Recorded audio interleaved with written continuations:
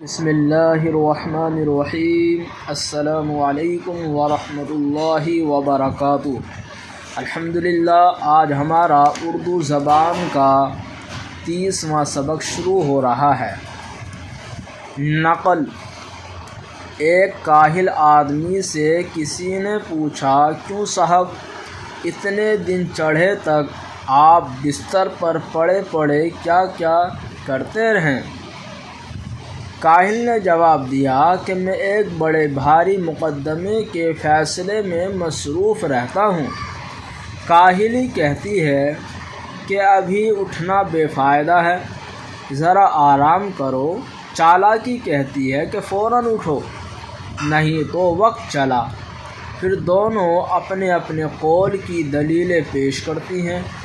میں دونوں کا بیان بہت غور سے سنتا رہتا ہوں اور ابھی کچھ فیصلہ نہیں کرنے پاتا کہ ناشتے کا وقت ہو جاتا ہے۔ اس آدمی نے کہا، حضرت ایسا ہی مقدمہ ہے تو نہ کبھی اس کا فیصلہ ہوگا نہ آپ وقت پر اٹھ سکیں گے۔ گھوڑ دوڑ میں کدائی کی بازی تھی۔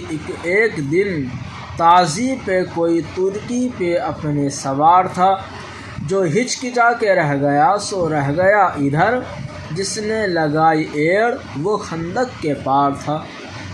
قول کہنا، بات، تازی عربی گھوڑا، فیصلہ سمجھوتا، ترکی ترک کا رہنے والا۔